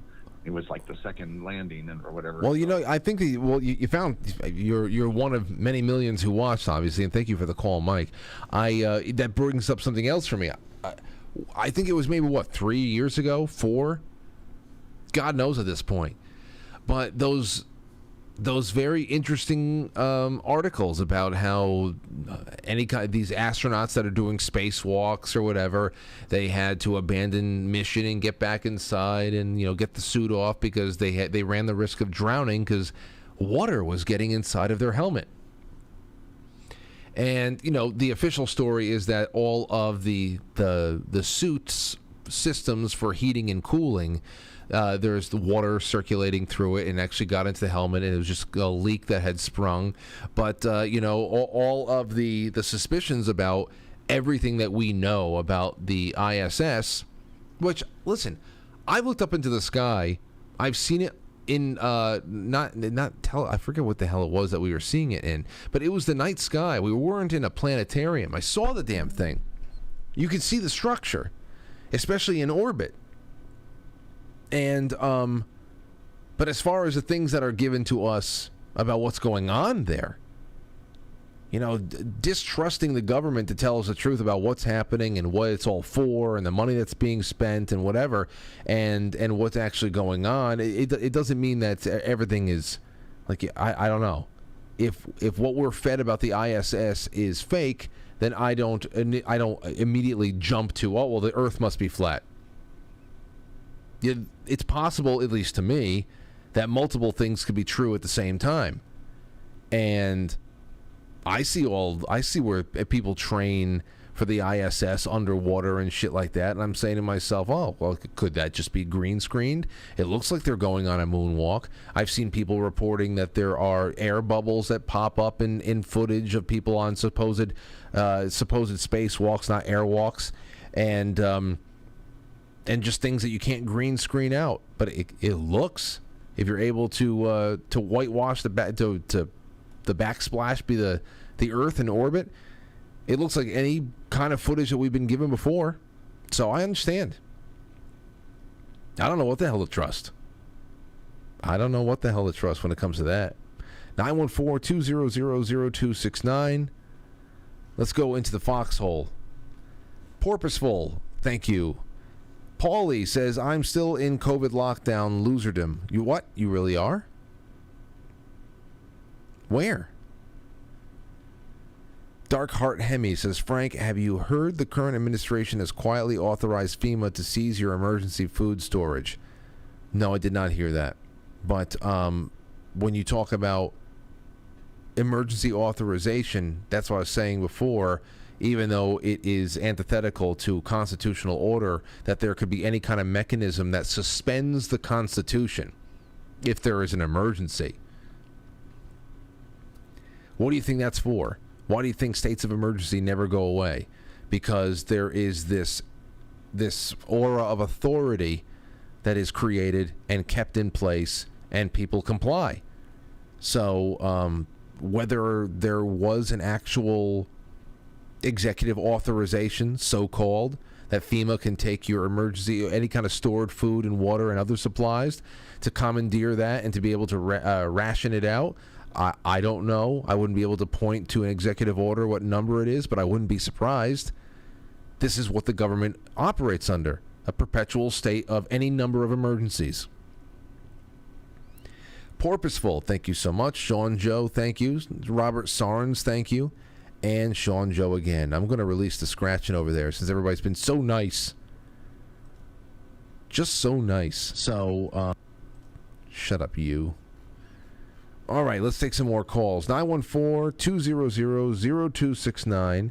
I can go on over into the, let's go into this. Hold on a second. Hey, Albert, what's going on? This should be good. Albert? You there, Frank? How are you, man? You? Oh, where the hell? I bounced out. I'm back. Go ahead. Oh, okay, cool. You ever seen a 747? I have. Have you seen it at 40,000 feet? A 747 at 40,000 feet? Yeah, way up there. That I mean, I wouldn't be able to tell it's a 747, but I would probably be able to tell. You can barely see it. Well, and I mean, my point is these satellites and everything that they tell you about that are supposed to be, 100 miles or however many miles that you're not seeing. You're not seeing. I mean, they're as big as like a VW, and you can barely see a 747 at 40,000 feet. So you're seeing something, but Satelloon or something like that. But the thing is, you can't be mad at that at Brooks. It's like, I know somebody that works at Pfizer, or did for a long time, and they still think that Pfizer's great. I mean, even now, it's like being mad at a cop because he doesn't understand that he's just stealing from people. It's like being mad at a soldier because they think that going over to other countries and murdering people for the government is protecting the United States. So, and a lot of NASA and all that stuff is compartmentalized. So the dude just comes across as like a true believer to me. And like you said, that's his beliefs, and what are you going to do? But I get what you mean by I get what you mean, because it applies all over the place. There's a lot of, I guess, well-meaning company men and women out there who and then again, there's people like Brooks who works hands-on with things that I've never touched before. Yeah, well, Brooks has never been, just because, right, but there's a lot of engineers and whatnot. But one of my buddies when I was growing up, I mean, he never worked for NASA, but he helped develop a program called Big Color. He told me about a long time ago. He said he was working for NASA, and I'm like, really, dude, you're working for them? And he's like, well, no, I'm subcontracting. Really smart, like idiot savant type of guy, and he told me about the program, and it was, like I said, it was called Big Color. And then, like, I don't know, a year and a half or 2 years later, I was watching the Discovery Channel. This is like back when it used to be the Discovery Channel, and they were like talking about, because he told me, he's like, you can see colors that aren't there, like on butterflies and stuff like that. So, but he just worked on that. I knew another guy that polished one of the lenses on the Hubble space telescope or something like that and ground it wrong or something like that. So I was like, oh, so it was your fault. And he was like, we just ground it to specs. But everything is so compartmentalized. I mean, you wouldn't even know. So the thing is if you're working on something like that, I don't think that it would have been above that either. The thing is I just don't think that he's done as much research into that as what he says, just like John, the guy I know, hasn't done that much research into Pfizer, because he's worked there, he's had a good life there, and he just can't, and just like other people, it's like that believe it, what would that do to your paradigm? I mean, because then, for a lot of people that have just grown up in society, through the indoctrination schools and stuff like that, it would literally shatter their whole paradigm. And that's unfortunately going to happen sooner than later, as it occurs to me, if that makes any sense. Well, yeah, you're talking about cognitive dissonance, and it's something that we all have to deal with at some point, to see flaws in somebody's thinking, or maybe to be able to point out or to identify, that seems to be a blind spot for this person. That's common. I mean, I have blind spots, I have biases, everybody does, and then but I think that as easy it is to be on the outside looking in for some people on certain topics and say, all right, well, there's a lot of compartmentalization going on around here. We also have a tendency of thinking that we have a greater 40,000 foot view of the topic than maybe we do. The other person does. But like you said, there's tons. You've seen the green screen. Yeah. I've seen the green screens. I've seen space bubbles, and I don't know if you've seen space bubbles. I've never seen a rocket go up. They always go up and to the right. And it's just, common sense isn't that common. Yes, but and I get you. No, I understand. And I asked about the rockets going up and streaking across. I've asked that of my astrophysicist friends, and before they've all. Oh, you mean the video with it hitting the firmament and looking like a motorboat up there? Yeah, that's pretty cool too. Yeah, I've seen I've seen those too. I said, oh, it does kind of look like water, like you're skimming across water. It does look kind of like that, and it just, I don't know. There's always something else. But actually, there's not. It's just actually we want there to be something else. But I mean, it's like, you like Eddie Murphy. Hey, Albert, let me ask you this: you're probably plugged into a lot of flat Earth society stuff, or at least flat Earth circles. What are there any atheist flat earthers? Well, I'm not in any of those things. Well, not like official, not official membership. But I know that I mean the cool thing for me. Let me put it this way: the cool thing for me is, because you know what I do. I'm running into people, business owners and stuff now, where because I just don't talk about it. The thing is for me, I'm not looking to prove anything to anyone. I don't give a shit what they think. You know what I'm saying? I have came here and I've had my experiences, and if somebody asks me, it's kind of like Jules off of True Romance, right? Or Pulp Fiction. If you don't want scary answers, maybe you should stop asking scary questions. But so if somebody talks to me about it, and I've been having people, a lot more people do that to me. They bring things up to me like slightly on the down low, and then I just say, yeah, I mean. Yeah, I know. I've had a couple people go, well, what do you think about the Earth being flat? And I'm like, well, I don't think anything about it. I know it is, and I'm good with that. And then they tend to open up a lot more, because they're having questions themselves. Well, yeah, everybody's got computers these days. But let me ask you. I asked that question because this is something I actually wanted to ask you for a while, because it's always just so tied into the Bible and biblical cosmology and all that stuff. Do you know any atheist flat earthers? No, I don't. Okay. I'm pretty sure everyone that I know, and it depends. I mean, if you're talking about do they believe in God? You know, the guy with the big beard and stuff like that. Not so much. I know a lot of people that take, a lot of Eastern philosophy, and they believe in a creator. But it's not so much, like Jesus or God. It's not Abrahamic. Yeah, it's not. I mean, and the thing is you have to keep in mind the Abrahamic stuff, and before that, that's like thousands. There was religion. There was, like we've talked about the Anunnaki and stuff like that. There was a lot of stuff going on before the Old Testament. Thousands of years worth of stuff, and that was going on that they just don't talk about.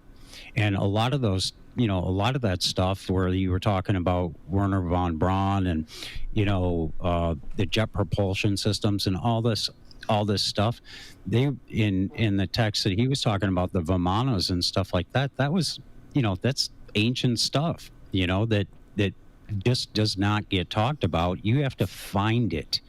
They don't study when you go to school. They don't tell you about the Sumerians. They say, oh, well, they invented the wheel and some other stuff. No, dude, they invented everything. And they skip right over that and they go right into, Babylon and all that, and the Egyptians and stuff.